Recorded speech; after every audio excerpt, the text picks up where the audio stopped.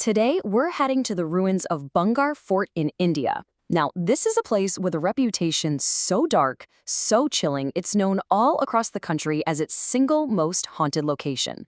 There's an old warning that's been passed down for generations, a phrase that's pretty much sealed Bhangarh's fate in our imagination as a place of no return.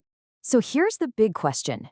Is this place really haunted by spirits, or is it haunted by something else, its own history?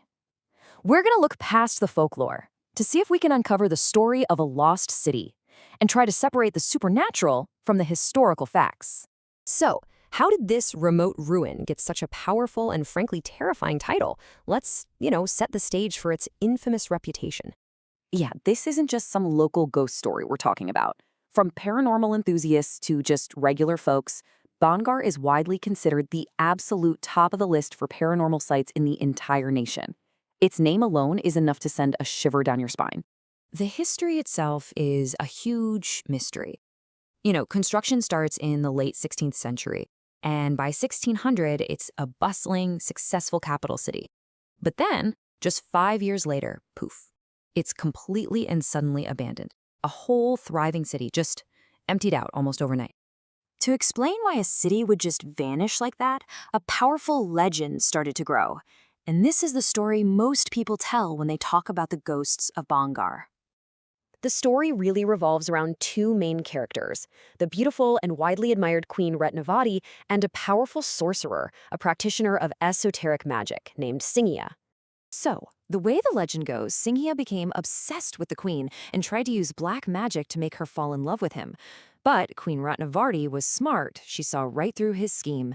Humiliated and furious that he failed, the sorcerer unleashed this devastating curse on all of Bhangarh, dooming the city and every single person in it. And you really have to understand the scale we're talking about here. This was not some small village. At its absolute peak, it's estimated that 14,000 people called Bhangarh home. According to the story, the curse was immediate and total. Within just 24 hours, the city was in ruins. Its buildings toppled, its society completely shattered, and anyone who managed to survive was forced to flee for their lives, and they never, ever came back. Okay, so that's the legend. It's a fantastic story, right? But what happens when we stop looking at the ruins as a haunted house and start looking at them as an archaeological site? Let's turn to the actual physical evidence. And this really gets to the heart of it. On one hand, you have the legend of this cursed ghost town. But on the other, you have the historical reality of a carefully planned major city. The ruins themselves, well, they tell a very different story. I mean, archaeologists have found structures for pretty much every part of a functioning society. There are these grand palaces, mansions for the rich, a bustling jeweler's market, stables, entertainment halls, and even a jail. This was a complex, thriving urban center for sure. And the people of Bhangarh didn't just vanish into thin air. It's actually believed that the survivors eventually migrated and helped establish the now famous city of Jaipur. And that connection has even earned Bhangarh the nickname Old Jaipur, which really cements its place in the region's history. So if it was a real city, what about all these spooky reports? The disembodied voices, the strange feelings people get. Let's see how a more scientific lens might explain some of these things.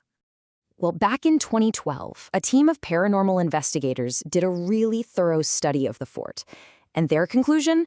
After analyzing all their readings, they said they found no unusual energy fluctuations and documented very little, if any, paranormal activity. So what about the things people do experience? Well, there are some pretty logical explanations. Those voices people hear? It's often just the sound of wind whistling through all the nooks and crannies of the ruins. And the danger at night? Oh, it's very real, but it's because there's zero electricity and wild animals like tigers roam the area. And that general spooky feeling?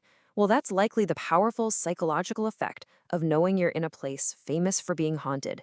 Your mind plays tricks on you.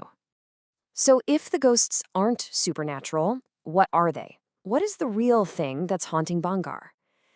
This is where the story kind of comes full circle. This brings us right back to that central mystery. The whole legend of the curse was created to answer this one question. If a curse didn't destroy Bhangarh, what on earth could force 14,000 people to just abandon their homes? Well, historians and archaeologists have two main theories. One is that a massive military attack forced a sudden evacuation. The other theory, which is considered the most likely, points to a devastating natural disaster. The prevailing historical theory is that a really long and severe drought completely dried up the city's only natural water source. And, well, without water, life is impossible. So the people of Bhangarh weren't chased out by a curse.